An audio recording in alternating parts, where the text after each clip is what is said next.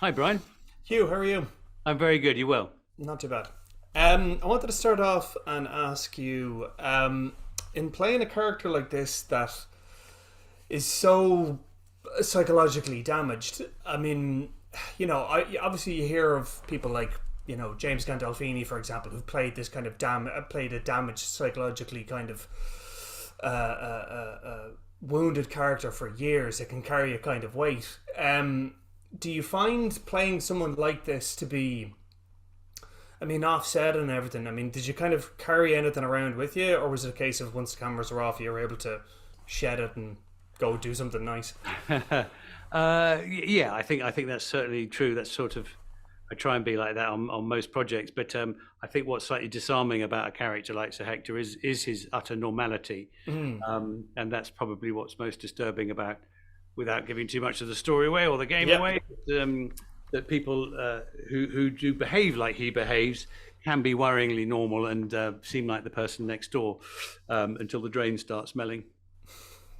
Well, that's it. Like, because that's what's so terrifying about him is that he comes off completely normal. I'm saying, like, were you walking around in your head thinking, "God, I could get away with anything, people wouldn't know," like, or But something? that's quite well. I think that's one of the sort of if you like, minor themes of the film is that how the establishment is so set in its ways, and that the levers of power are operated by such small numbers of people that actually, why would the system ever want to change or be allowed to change?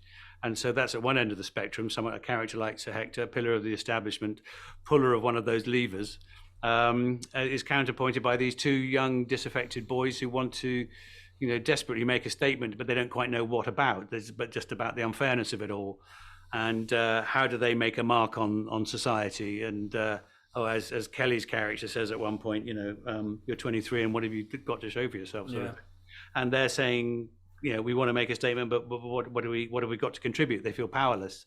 So I think that is, without labouring the point, I think that's sort of one of the underlying themes of the film, is about the haves and the have-nots, and Yeah.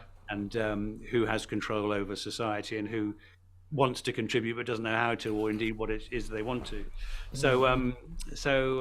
Yeah, I think that's it's fun to play one of those lever pullers.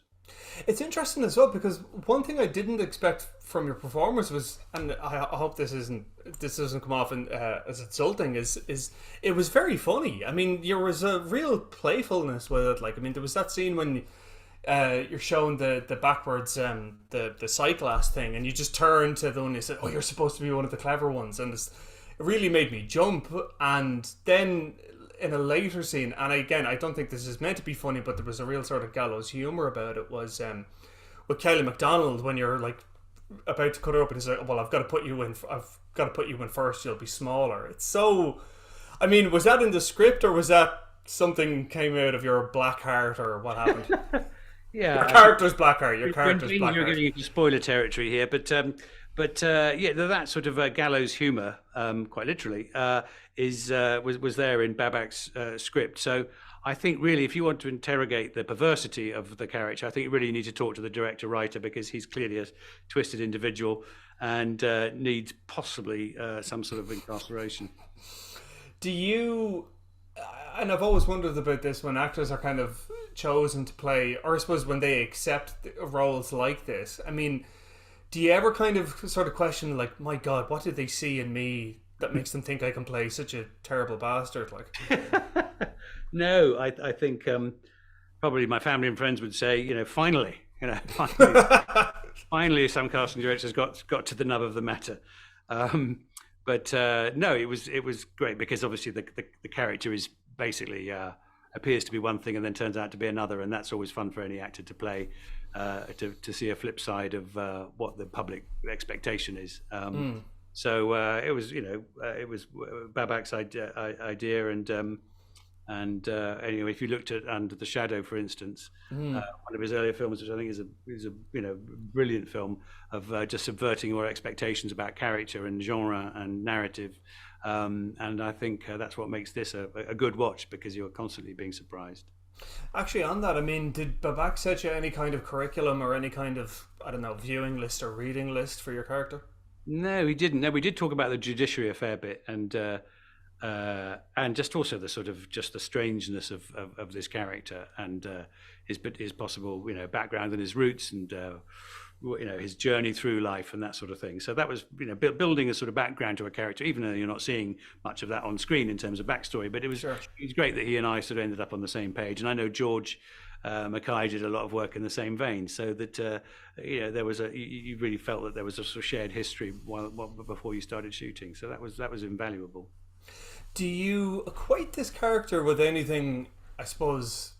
I mean, it is a very original, very fresh character, but I mean, do you associate the character with anything in the canon or any other film or any other kind of, I suppose, work of art that you would kind of draw a line between Hector and? Oh gosh, no, I don't think so. Apart from that, I'm obviously closely related to all the characters I play because I've played them. No, I mean, I've there are a couple of parts along the way where I've played ostensibly. Upstanding members of the community who turned out to be not quite that. But this is, I think, a very particularly vivid and that sort of character taken to its logical conclusion. Logical conclusion, as in a member of the establishment? Because I'm thinking, I mean, I've made it now nearly 8 minutes and I've not mentioned the DA word. Oh, I see where you were going. Sorry, yeah. I misinterpreted. I think, well, I mean, put it this way, there's no Labrador in this film and, you wonder why. What's in the kiln? Yes, the hidden depths of Lord Grantham. I don't think this is quite that, but... no, of course not. Clearly, as I say, it's because I'm playing him. He's obviously he's related in some way, sort of hideous bastard nephew. Okay, good. Okay, I to be fair, I was doing my best not to mention it at all, but it came up naturally, so we'll leave it at that. Yeah, good. Okay. We'll leave it there. Great stuff. Thanks so much. Thank you very much. Thank you. Cheers. All the best.